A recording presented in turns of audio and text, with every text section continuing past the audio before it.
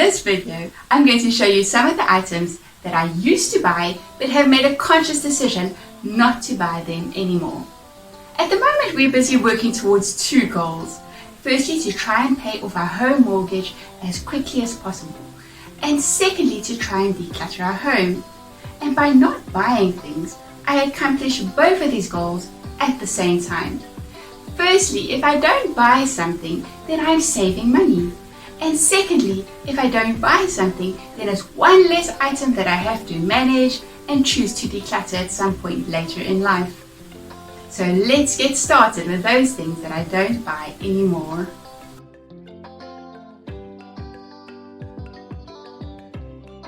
Magazines. Now, I do love reading magazines. If I'm on holiday, I would still most probably buy one. But in the past, whenever I went grocery shopping, I'd invariably throw in a magazine into my grocery basket. And I also had subscriptions as well. But I found over time, especially with 4 children, that sometimes I'd buy a magazine the one month, and by the time it's time to buy the next follow-up magazine, I haven't even opened that first magazine. So I've decided not to have magazines as an ordinary monthly expense, but only as a special thing on holidays, or if I've got some spare time, I can then specially go and buy a magazine. But it's no longer a habit to have magazines, and I'm not subscribed to any magazines at all. I also found that looking at magazines made me discontent with what I had. I'd look at these beautiful home decor magazines and then be discontent with my own home, that it was just impossible to ever get it to look like that. Reading articles about perfect parenting and just realizing how far short I was falling off that perfect ideal was making me discontent with my own ability to parent my children. So sometimes not reading a magazine has helped me find more contentment in the life that God has given me to live.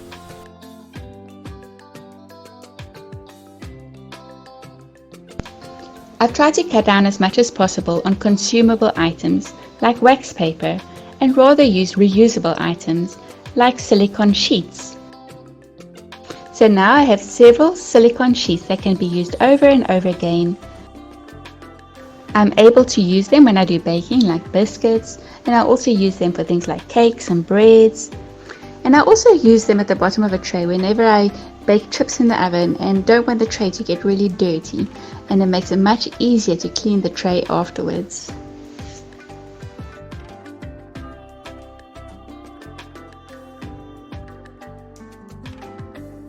I love buying stationery, but I've made a conscious decision not to buy any unnecessary stationery. At our schools, every year we get a list of stationery requirements, and generally I would buy stationery for all of my children according to the list, except for a few things like pairs of scissors and stuff which they could use from the previous year. So I'd buy them a set of crayons and a set of pencils and a set of cookies, like is laid out on the stationery requirements list.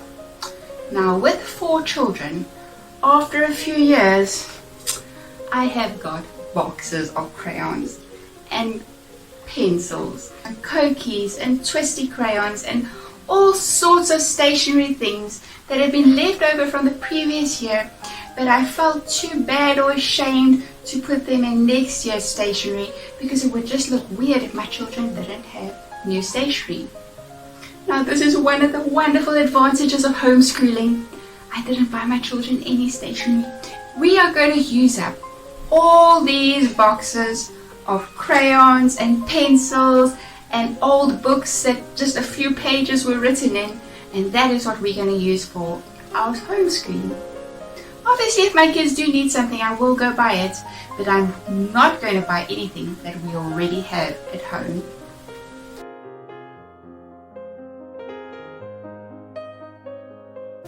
Part of my love of stationery is a love for all sorts of pretty papers, pretty notebooks, and arts and crafts supplies. And as a result, I've realized that I have got a lot of little notebooks. Over the past few years, I've been putting together like with like as part of my decluttering process. So I've been putting all those little notebooks all together, and I realized that I had a stack of them. And so gradually I've been using one after the other one up. Little notebooks is also something that I often get as gifts, or my children get as gifts, because people know that we love them, and so they would often gift us little notebooks. But because I store them like with like, I've seen how many that we have, and I see that we really don't need to buy any more little notebooks. And even once these little notebooks have been used up, I don't think I'll buy again, because there are so many paper products around our house that can be very easily used as little notepads and pieces of paper for whatever use you need a piece of paper for.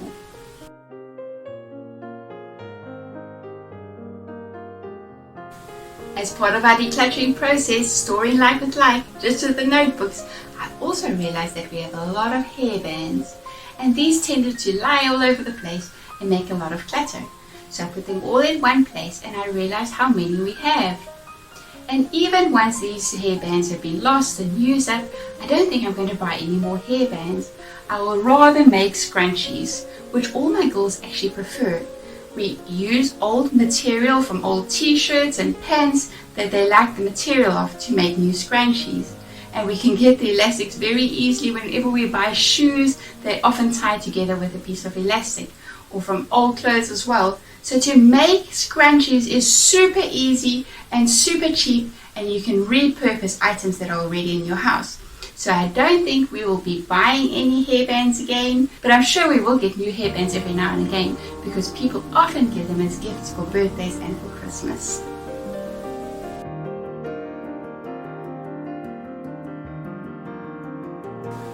One thing that I used to buy that I don't buy anymore is gift wrap. We get many of our presents in these pretty little bags, and so I store them all, and when we need a present bag again, I just use them again. This way I don't have to buy present bags, there's less things to declutter, and there's less waste in the landfill. Another thing that I do is when our pants have become too worn and can't be used anymore, I cut off all the legs and sew little gift bags. I just add a strap to the bottom of a pant leg, and a very easy bag gets made. And then you can put all sorts of presents in these very flexible bags. Sometimes I put a little drawstring in, and then I use them as little drawstring bags. And people can use these as present bags again if they want to, or to store little things, whatever they want to do with the little bags afterwards.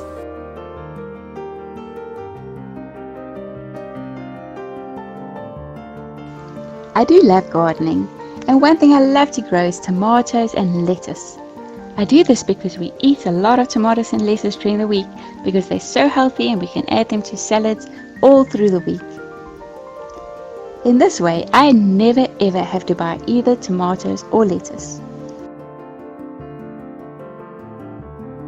It really makes sense to grow vegetables that your family enjoys eating. And luckily we live in quite a temperate climate where we can grow tomatoes and lettuce all year long.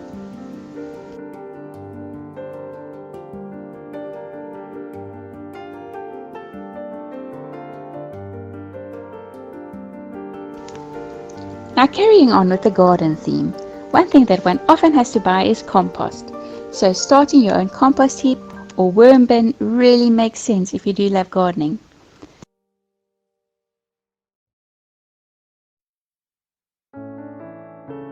We live in quite a dry climate, so making compost doesn't really work very well unless you water it really regularly. And seeing as we live in a dry climate, I really don't want to waste water on a compost heap. So I just let my compost heap break down really slowly, which means we have many compost heaps breaking down at the same time.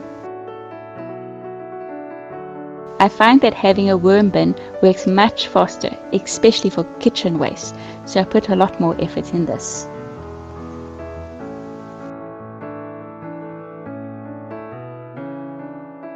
Now the controversial topic of regifting. So we have decided to regift the very big items that we bought for our older children to our younger children. This includes things like bicycles and doll houses and big things like that that would cost a lot of money, but seeing as we've already got one at home, it seems like a real waste to get another one of the same size, especially if the previous one couldn't be used anymore. So once our older children have grown out of their bicycles, we spray paint them so that they look brand new, and our younger children get them And funnily enough, our younger children didn't even notice that it was the older child's bicycle because it was a different color and it was made to look really nice. The same thing with the doll's house. We made it look all nice and we covered it nicely so that it looked completely new. And especially if it is something that the younger child has never been allowed to use before. So for example, the doll's house was in my older daughter's room. The younger girls were not allowed to go in there, so they didn't really know what it looked like exactly. And after it had been refurbished and it went to their room, they were so excited to get this lovely doll's house in their room.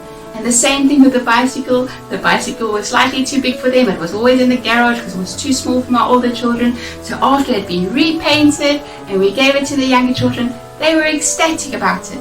So we saved some money, we reduced clutter by not having to buy another bicycle or another doll's house, and our children were very happy with their gifts.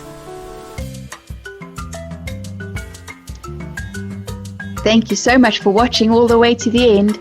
So now for the real deal. Now it would be really great for our finances if we could just not buy anything ever again. But for most of us, that is not very realistic. So for us, it has already made a small difference by choosing not to buy these 10 things on a regular basis. Now there are a few ways that you can go about choosing what you're not going to buy anymore and how you're going to do it. One way is to just go cold turkey.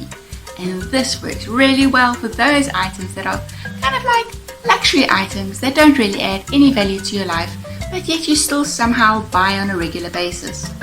They could even perhaps be detrimental to your life and you still buy them on a regular basis. One example of this is that my husband has chosen not to ever buy any sweets. Sweets are a luxury item, they are detrimental to our health, and we really don't need them. So he has decided for himself that he is never buying sweets again. He has gone completely cold turkey on buying sweets. Secondly, you can choose to stop buying something consumable and replace it with something that is reusable. For us, the example is of wax paper. We have bought those silicone sheets which we reuse over and over again, and I never have to buy wax paper again. Another way to stop buying something is to gradually wean yourself off something. For us, we did this with coffee shops. We used to go at least more than once a week, and now we very seldom go, and it's usually for some type of a special occasion or a reward for something like submitting our tax returns in time. We have chosen not to buy these things so that we can easily stay within our monthly budget. And I found it really empowering that I have the ability to choose not to buy something so that I can always have money for the things that I really need. So if an unexpected expense comes along, then I don't have to stress about it because in the past I've chosen not to buy something, so when that unexpected expense comes, I have enough money for it. I really find my life is much simpler and easier when I don't have to stress about money. Thank you so much for watching, and I hope that this video has encouraged you to evaluate whether the things that you buy regularly are things that you really value and things that you need. I look forward to seeing you again next week. Bye!